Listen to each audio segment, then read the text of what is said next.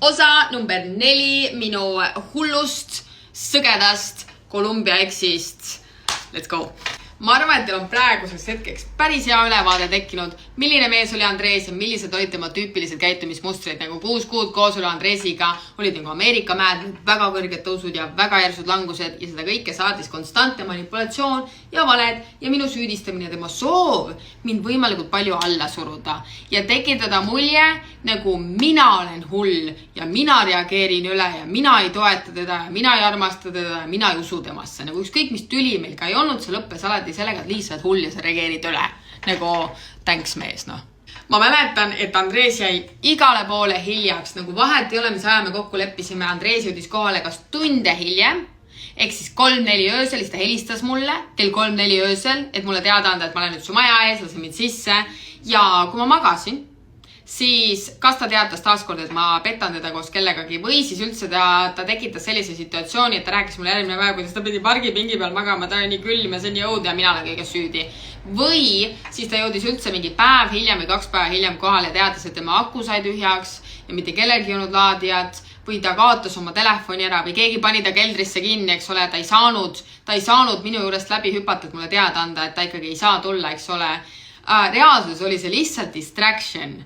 See oli nagu tema püüe panna ennast ohvri rolli, et ma ei küsiks rohkem küsimusi ja ma ei uuriks ja ma ei kahtlustaks, sest tegelikult ta lihtsalt ignoreeris mind, et mind taaskord kellegagi ei petta, kas pole mitte irooniline, kuidas ta mind konstantselt petmises süüdistas, kuigi ta ise selle 6 kuu jooksul magas tõenäoliselt 10, kui mitte 100 naistega, sest ta oli väga võimekas mees. Ma mäletan, et ma pidin igale poole kaasa minema, kuhu ta mind kutsus, ehk siis ükskõik mis plaan tal ka ei tekkinud ja see plaan oli peaaegu alati mingi tüübi taga otsimine mööda tänavaid, kes pidi talle kanepit müüma. Ma räägin siin tundide viisi lihtsalt jalutada, eks ole.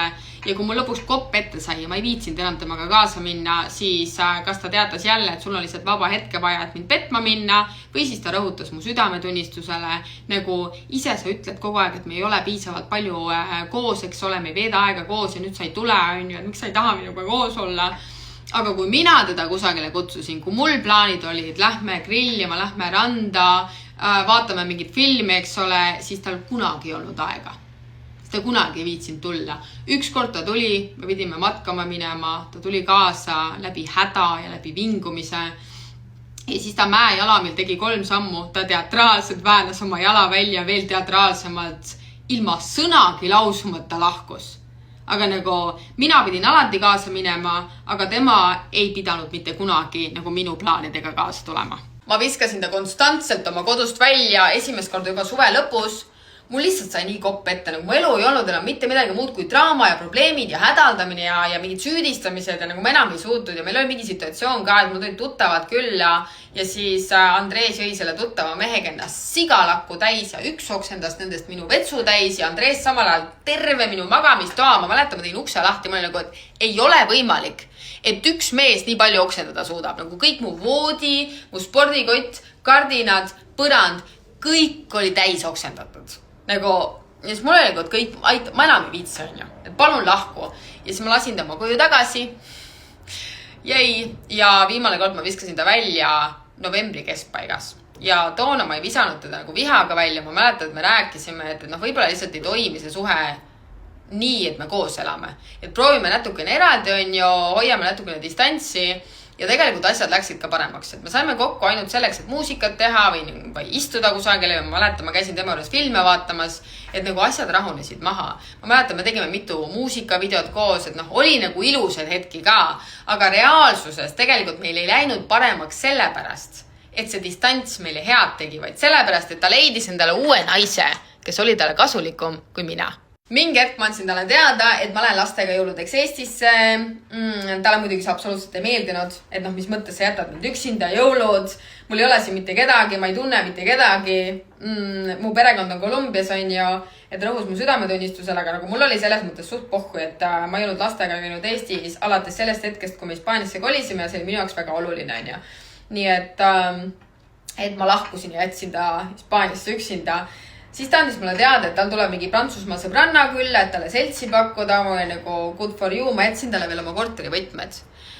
kuna ta vingus, et tal korterikaaslased on jõudsad, on ju, ja et ta ei taha seal olla. Ma ütlesin, et okei, et kui mind ei ole, siis sa võid natukene aega nagu mu korteris olla.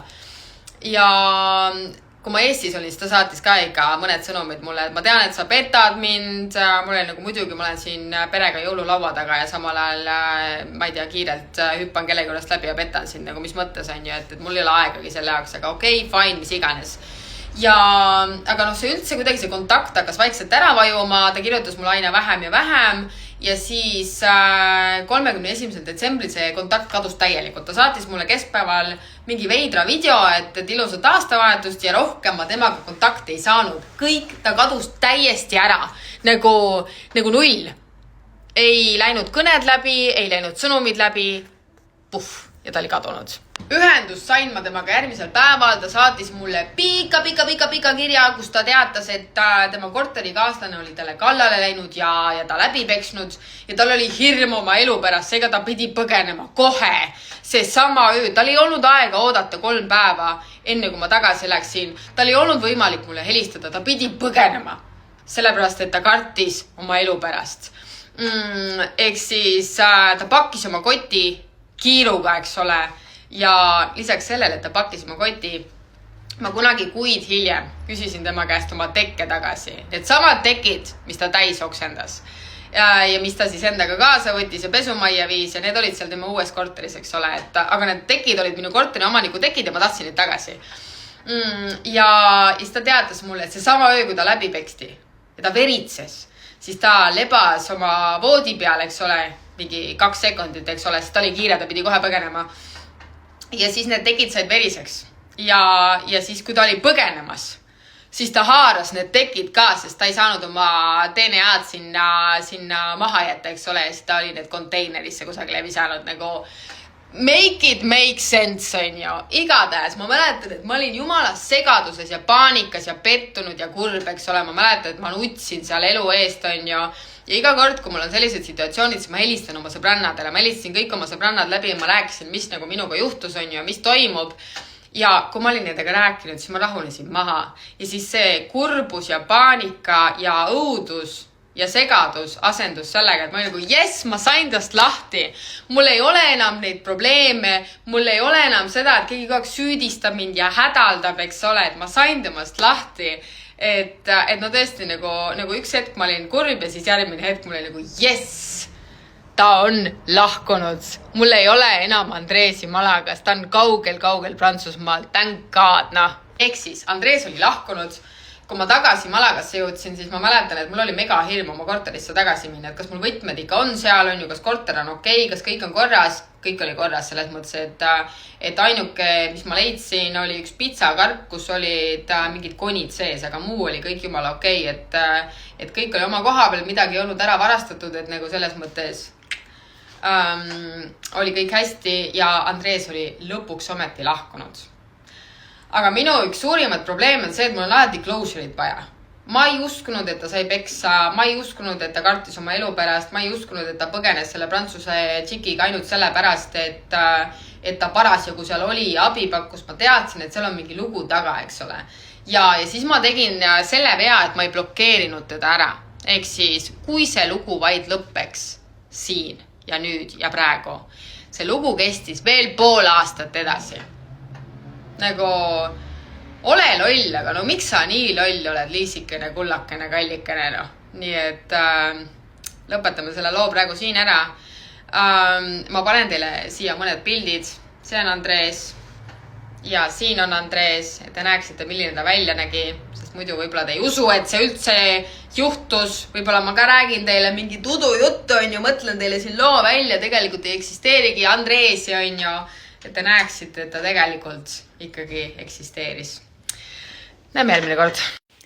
Kui te tahate Andreesi nägu pikemalt jälgitada, siis ma panin enda profiilile ühe YouTube'i muusikavideo, mille me koos tegime.